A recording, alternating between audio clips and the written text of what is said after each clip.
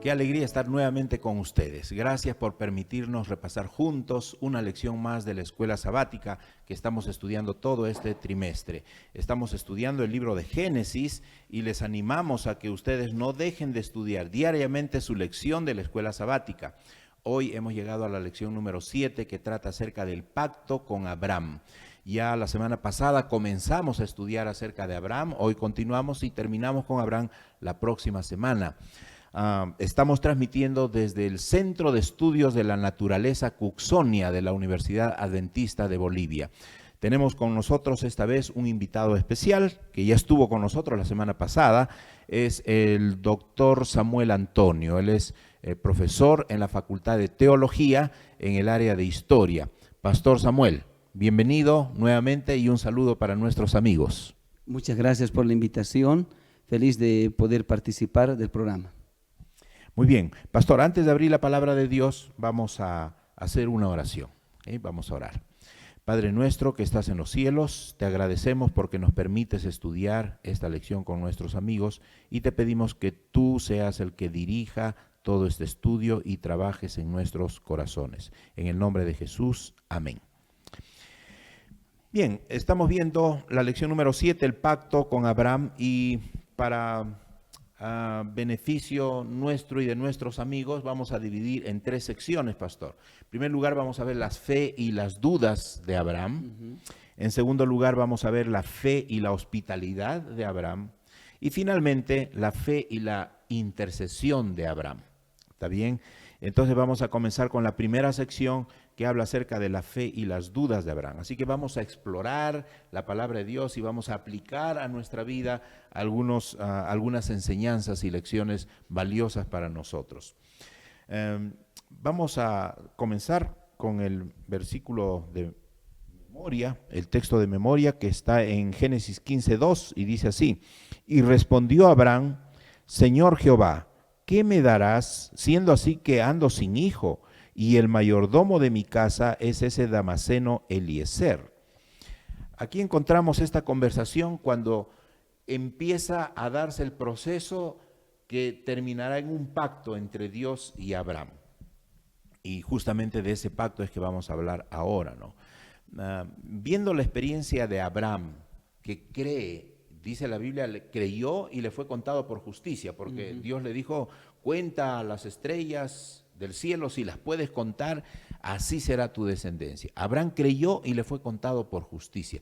¿Qué significa vivir por fe, viendo la experiencia de Abraham? Yo considero que vivir por fe significa aceptar y creer en lo que Dios nos dice, aunque no lo vemos. Porque esa experiencia era la de Abraham, porque él decía en el pasaje bíblico, ¿qué me darás si no me has dado hijos? ¿Qué me vas a dar? No hay nada para ver. Claro, yo ¿qué voy a? No tengo en qué evidenciar lo que tú vas a hacer, Señor. Entonces, pero era hombre de fe, estaba dispuesto a aceptar a pesar de las diversas circunstancias que él vivió, ¿no? Claro, porque era muy difícil creer. Abraham era ya viejo, Sí. Y Sara también, especialmente las mujeres tienen ciertos límites de edad para concebir, ¿no? Y no tenían a nadie. Y había pasado esa edad, ¿no? Y sin ver, no había evidencia cómo creer. En eso consiste la fe y vivir por fe, ¿verdad? Cierto. Y eso pues está acompañado por lo que dice Hebreos 11:1, ¿no? ¿Qué cosa es la fe, no? Es la fe, la certeza de lo que se espera, la convicción de lo que no se ve. Y Abraham no veía. Pastor, nosotros vemos que cuando Dios hace su pacto con Abraham, porque este es un pacto, esta es una forma de hacer el pacto. Se cortan los animales en dos y se hace como una especie de callejón, un pasadizo entre los dos animales, y Abraham pasa por ahí y Dios a través de una antorcha, una columna de fuego, pasa por en medio. ¿Qué significa ese hecho de que Dios pase por en medio de estos animales divididos? Estaba Dios sellando, confirmando el pacto que había hecho con Abraham, y prácticamente le estaba diciendo, voy a cumplir la promesa del pacto que te hice. Te voy a dar la tierra a tus descendientes.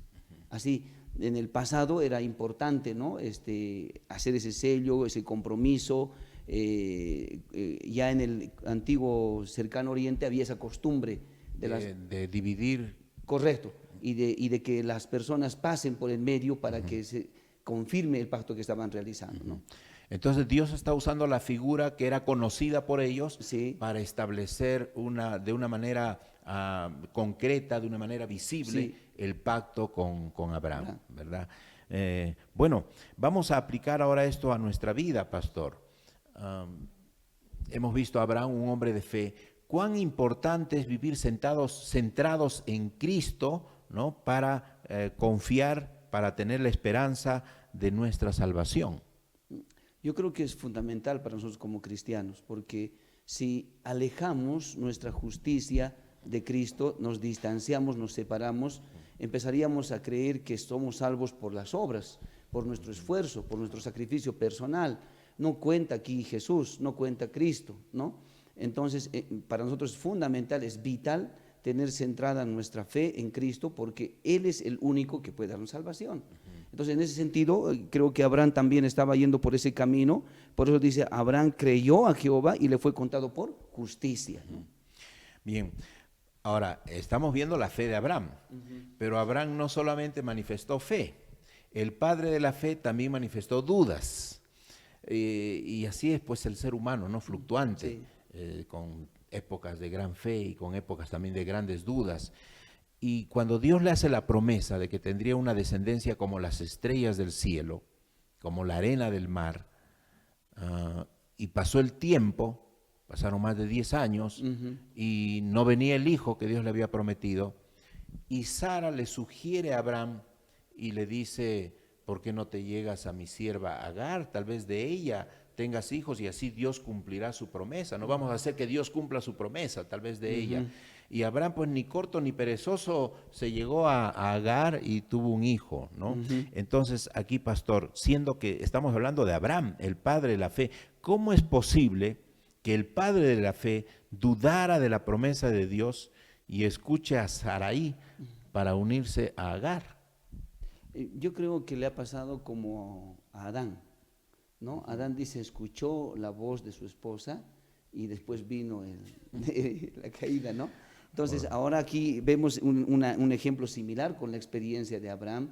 Lo vemos muy activa a Sarai, queriendo ponerle solución a la promesa del Señor, y vemos a un Abraham pasivo, allí, bueno, pues influenciado por la esposa, que no le llevó por buena decisión, y por supuesto que vamos a ver más adelante que las respuestas, las soluciones humanas, sin tener la bendición de Dios, no nos llevan por buen camino, por buen puerto, ¿no? Y finalmente eso ocurrió en la experiencia de ellos, ¿no? Tuvieron más problemas que bendiciones producto de sus propias soluciones. Así, ese hogar estuvo a punto de deshacerse, ¿no? Sí, terribles problemas internos dentro de casa, 2 mujeres, un solo esposo, y más adelante 2 hijos, ¿no? Uno se burla del otro, problemas por no seguir los principios que el Señor nos ha dejado. Ahora, pastor, es fácil criticar a Abraham. Nosotros criticamos cómo el padre de la fe, ¿no? El padre de la fe va a ser capaz de hacer eso, de dudar, de desconfiar, ¿no? Sin embargo, ¿por qué es tan fácil para nosotros también cometer el mismo tipo de error que cometió Abraham, ¿no? De tratar de encontrar el cumplimiento de las promesas de Dios a nuestro estilo, a nuestra manera? ¿Por qué es tan fácil, pastor, caer en eso? Yo considero que cuando nos distanciamos del Señor, desconfiamos de la promesa del Señor, entonces nos viene este percance, esta dificultad.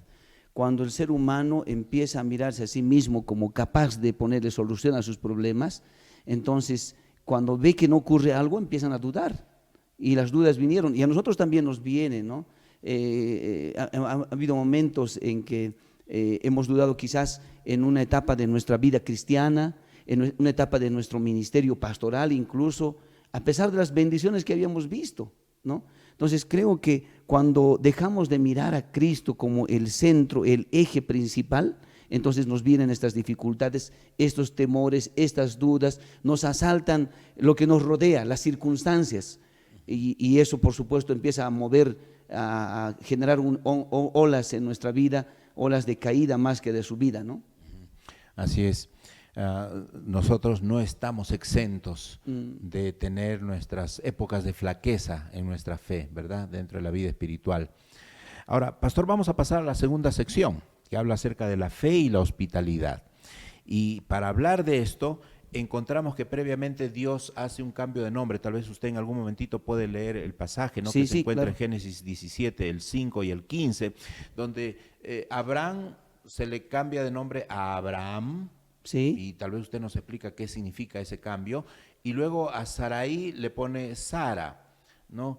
¿Y qué implica esos significados de esos nombres, ¿no? Entonces, ¿cuánta fe había que tener para creer en esa promesa que viene con esos cambios de nombre? Cierto. Miren lo que dice el pasaje bíblico. Dice, no te llamarás más Abraham, sino que tu nombre será Abraham, porque te he puesto por padre de muchedumbre de gentes. En cambio, en el versículo más adelante, en el versículo 15, va a referirse a Sara, ¿no? Y dice allí, y dijo también Dios a Abraham, a Sarai tu mujer no la llamarás Sarai, sino que su nombre será Sara.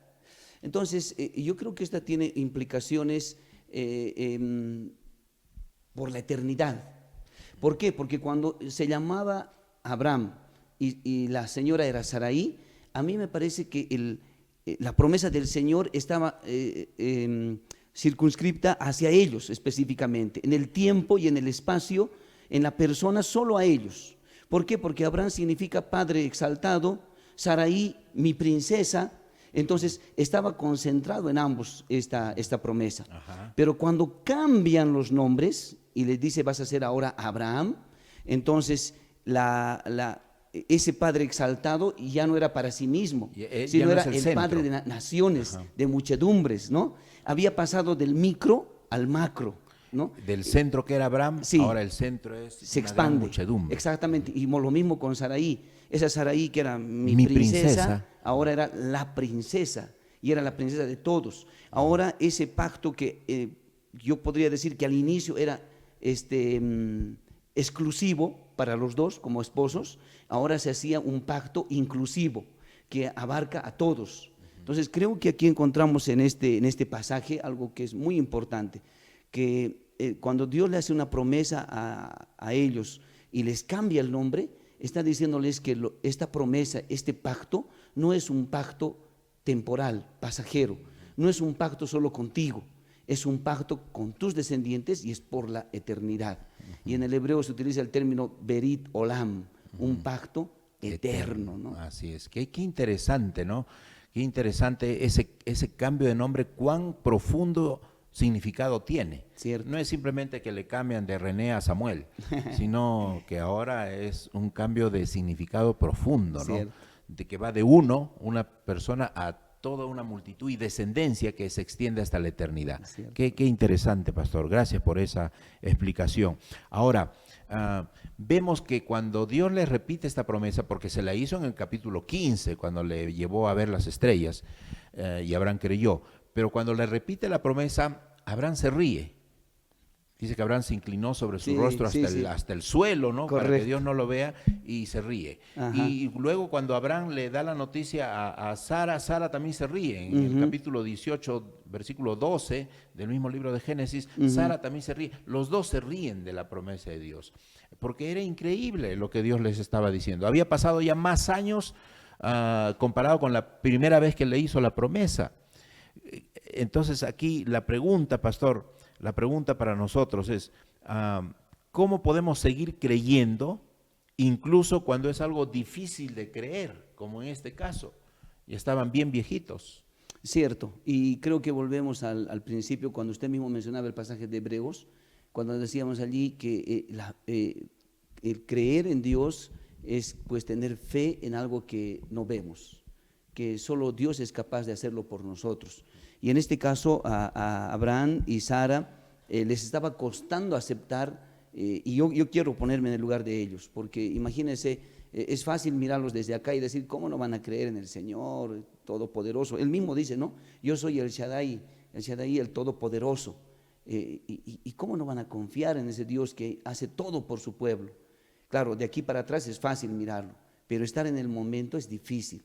es complicado. Y yo entiendo que ellos estaban viviendo una etapa, ya habían pasado, como usted dice, 13 años y no pasaba nada, ¿no? Entonces creo aquí que nosotros debemos aún tener esa certeza de que Dios va a cumplir lo que Él nos ha dicho, lo va a realizar, a pesar de con nosotros o aún contra nosotros, pero lo va a realizar porque el Señor promete, lo que promete cumple, ¿no? Así es.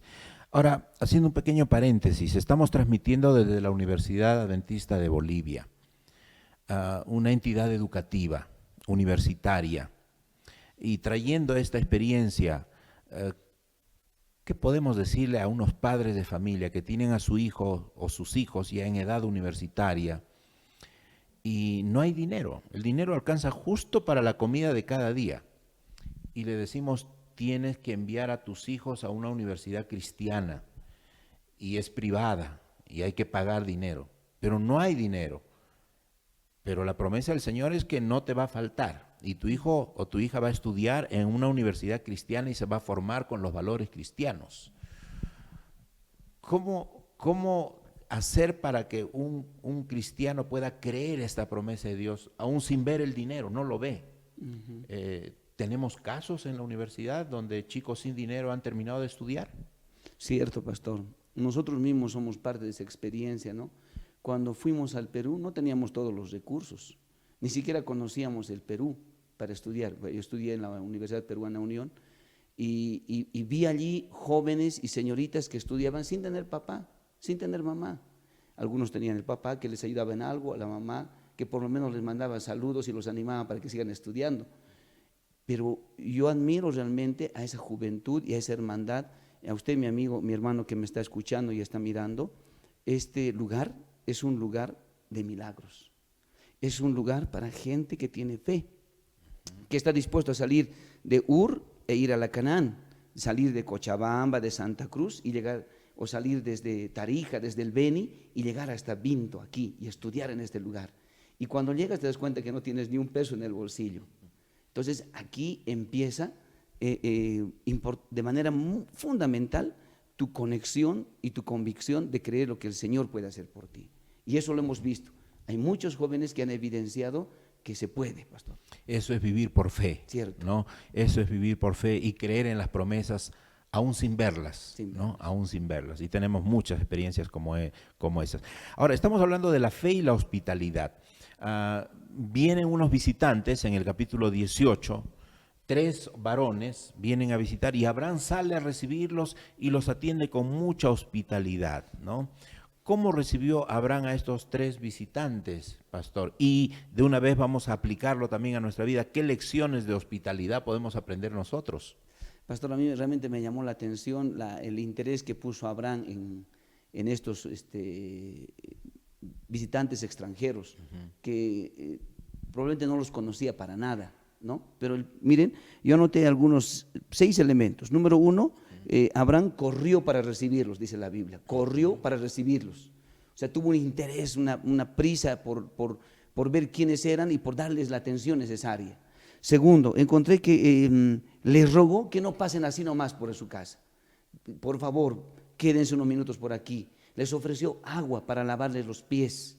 Luego, en cuarto lugar, les ofreció pan para que se alimente. Pero mientras se preparaba el pan, envió en quinto lugar a preparar una comida, un becerrito ahí para la gente, para los invitados. Y en sexto lugar les dio el postre, mantequilla y leche, pastor. Entonces es una atención única a alguien que no conocían. Y aquí me parece, pastor, que nosotros tenemos que sacar lecciones, ¿no? Para mí sería fácil recibirlo en mi casa, atenderlo a usted, porque sé que un día me lo devolvería. Cuando yo vaya al Perú, usted me atendería también a mí, estoy seguro de ello. Pero qué difícil es atender a alguien que no te va a devolver, a alguien que no te va a retribuir lo que tú has hecho por él, ¿no? Y a veces acá tenemos, por ejemplo, estudiantes, tenemos amigos, hermanos que están pasando un momento difícil y quizás nunca nos devolverían lo que haríamos por ellos. Pues ese es el verdadero servicio que debemos dar. Así es, en Mateo capítulo 25, versículos del 35 en adelante, encontramos que cuando el Señor Jesús venga por segunda vez, dividirá al pueblo en 2. simbólicamente los pone las ovejitas y los cabritos. Y a las ovejitas de la derecha le dice, vení bendito de mi Padre, porque estuve desnudo, fui forastero, estuve en la cárcel, enfermo, hambriento, y me atendiste. Cierto. ¿No? Y a los de la izquierda le dirá, malditos al fuego eterno, porque estuve desnudo, con hambre, con sed, en la cárcel, enfermo, y no viniste a visitarme. Correcto. O sea, no me diste hospitalidad. ¿Cuántas veces podemos estar hospedando ángeles, ¿no? Así como Abraham en esta ocasión? Cuán importante es atender con hospitalidad, y no solo con algo por cumplir, ¿no? Porque con todos los elementos que usted ha destacado, pastor, de esas 6 cosas que hizo Abraham, no fue un acto protocolar por cumplir, Sí, no pase, tome una agüita, ¿no? No, Sino todo lo que hizo, Sí. o sea, había todo un espíritu de hospitalidad y de atención y de servicio a estas personas, ¿no? Y cuán importante es, como usted muy bien lo señala, ser hospitalarios y atender y ser servicial con aquellos que más lo necesitan y que no nos pueden devolver los favores, ¿no?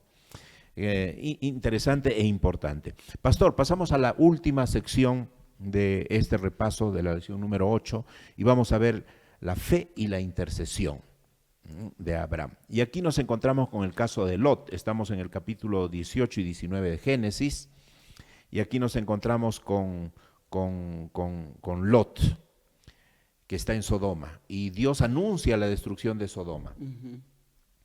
Y Abraham se preocupa porque en Sodoma está su sobrino y su familia, y Abraham intercede por Sodoma y le dice, Señor, ¿y si hay 50, ¿no?, buenos allí? Tú vas a destruir toda una ciudad, y también junto a los 50, y va rebajando, ¿no? 40, 30, 20, ok, 10 le dice Dios, ¿no? Ya, 10, si hay 10, ya Abraham deja de insistir, porque Abraham está seguro que 10 por lo menos va a encontrar, ¿no? Con respecto a esta conversación, a este atrevimiento, vamos a llamarle así, de Abraham, de regatear con Dios, ¿cómo se manifiesta la fe, la confianza de Abraham para interceder por esta ciudad malvada? Yo creo que había una conexión estrecha con el Señor, porque, por ejemplo, si yo no lo conociera a usted, poco podría, digamos, tener un diálogo más íntimo, más cercano. Pero si yo lo conozco a usted, usted me conoce a mí, puedo abrir mi corazón hacia usted. Y yo creo que esta es la experiencia de Abraham. Abraham pudo regatear con el Señor porque ya tenía confianza con el Señor. Yo marqué un par de pasajes bíblicos aquí en Génesis capítulo 18, el versículo 22, cuando dice allí, se apartaron de allí los varones, fueron hacia Sodoma, pero Abraham permaneció delante de Jehová, permaneció delante del Señor. Aquí tengo otro pasaje bíblico en Génesis 19, versículo 27. Subió Abraham por la mañana al lugar donde había estado delante de Jehová. Entonces, es decir, había una costumbre, el hábito en Abraham de estar delante del Señor.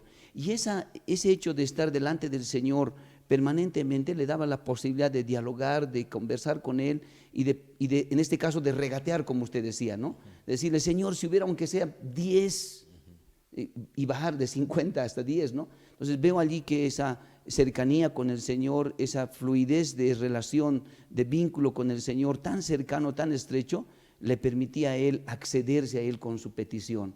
Y había una fe profunda en él de encontrar una respuesta conforme a su voluntad. Bien, finalmente pues no hubo ni 10, ¿no? Apenas 4 salieron, sí. Y ni siquiera los 4 se salvaron, sino solo 3, ¿no? Lot y las 2 hijas nada más. O sea, tan terrible, tan malvada era esta ciudad que solo 3 lograron salvarse de la destrucción de Sodoma. Ahora, cuando hablamos de la destrucción de Sodoma, Dios es severo al castigar esta ciudad, destruye todo, solo 3 personas logran salvarse. ¿Qué podemos nosotros responder al argumento de muchas personas que dicen, pero Dios es bueno, ¿no? Dios no va a destruir a nadie, Dios no va a matar a nadie, Dios no destruye, Dios no castiga, pero aquí vemos que Dios castiga. ¿Cómo podemos responder a ese argumento de que Dios no castiga? Yo creo que las consecuencias de nuestras acciones tienen su resultado, ¿no? Y allí podemos ver eso, la experiencia de, de esta gente que vivía en Sodoma y en Gomorra. Usted me lo mencionó, gente tan perversa que ni 10 se encontró, gente que incluso hombres que querían acostarse con los ángeles o con estos hombres, la maldad, como se dice hoy, la sodomía de esta gente era tan profunda, tan extensa también, que prácticamente las consecuencias de sus actos iba a tener su resultado final. ¿Cuál? La destrucción, la destrucción. El Señor lo había dicho, ¿no? Este es el mejor camino, este es el mal camino, estas son las consecuencias. Lo mismo habíamos indicado, y usted había mencionado del tema de los que están a la izquierda del Señor y a la derecha del Señor, de las ovejas y de los cabritos, ¿no? Entonces vendrá también para ellos destrucción, vendrá destrucción, pero será la consecuencia de nuestras acciones que caerán sobre nosotros. Así es. Bueno, muchos de los sufrimientos o destrucciones que nos vienen son resultado de nuestras propias acciones. Otras consecuencias son el resultado de que vivimos en un mundo de pecado, ¿no? En un mundo pecaminoso. Por ejemplo, uno está cruzando la pista y un borracho viene y la atropella.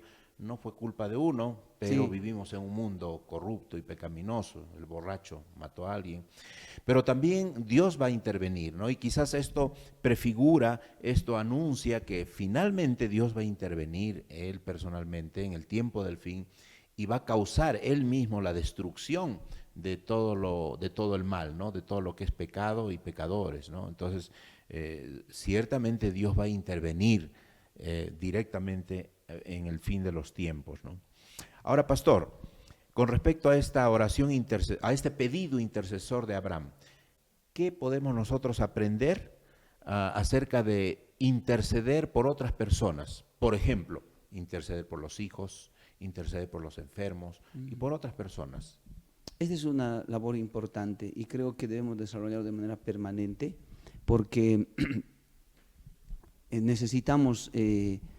nosotros necesitamos oraciones intercesoras como pastores de parte de nuestra iglesia, de nuestra familia, y nosotros también ponernos en el rol de intercesores por ellos, porque sabemos que una petición, un clamor, una oración intercesora va a tener sus efectos, Hemos visto en testimonios de gente que ha estado orando por su esposo, por la conversión de su esposa, ha estado orando por sus hijos durante no siquiera semanas, meses, años, pastor. Y esas oraciones intercesoras en algún momento han encontrado su respuesta. Y yo creo que nosotros deberíamos continuar con un ministerio de oración intercesora. Si yo tengo el don de la oración, debo desarrollarlo de mejor manera. Si no lo tengo, igual necesito orar por aquellos que me rodean. Así es. Y eso nos ennoblece a nosotros mismos. Correcto. Al hacer esas oraciones, ¿no? Bien, pastor, muchísimas gracias por su participación, por haber estado con nosotros en este repaso de la lección. Entonces queremos recordar a nuestros amigos, hemos visto 3 secciones. En primer lugar hemos visto la fe y las dudas de Abraham. Era el padre de la fe, pero su fe fluctuaba, así como la nuestra también, ¿no? Tenemos dudas a veces, pero el justo por la fe vivirá, y nuestra vida debe estar centrada en la fe en nuestro Señor Jesucristo. También hemos visto la importancia de la hospitalidad. Hay una estrecha relación entre la fe y la hospitalidad, tratar bien, servir a las personas con quienes tenemos oportunidad de relacionarnos, porque podemos estar hospedando ángeles, así como lo hizo Abraham. Y finalmente, cuán importante es la fe y la intercesión por otras personas, ¿verdad? Así que les animamos, apreciados amigos, a que sigan estudiando. La próxima semana estaremos con el repaso de la lección número 8, que todavía continúa acerca de Abraham, la promesa que Dios le hace a Abraham. Vamos a culminar, vamos a despedirnos con una oración. Pastor Samuel, por favor. Vamos a orar. Amado Dios y Padre que estás en el cielo, queremos agradecerte a ti por permitirnos estudiar este tema tan importante, Señor. Tú estableciste un pacto con Abraham a pesar de sus dudas, a pesar de sus vacilaciones, pero Señor, le diste a él una oportunidad de establecer un pacto que no solo fue para él, sino es para la eternidad, Señor. Gracias, Señor, porque podemos sacar lecciones en nuestra vida diaria para vivir vidas con un modelo como el de Abraham, siendo hospitalarios con quienes, Señor, más lo necesitan, con aquellos que están pasando por momentos muy difíciles y que necesitan, Señor, una mano nuestra. Ayúdanos a poner en práctica el ejemplo que Abraham nos deja esta jornada. Te rogamos, Padre, porque también tú nos ayudes a reconocer que las decisiones que tomamos, las acciones que realizamos tienen consecuencias eternas, Señor. Y te pedimos que cuando tú te manifiestes sobre esta tierra, mire, Señor, que tus hijos hemos tratado, hemos luchado por tener fe, por mantener nuestra fe en ti, porque queremos ser salvos por tu gracia, por tu misericordia, por tu sangre preciosa. Gracias, Señor. En el nombre de Jesús. Amén. Amén.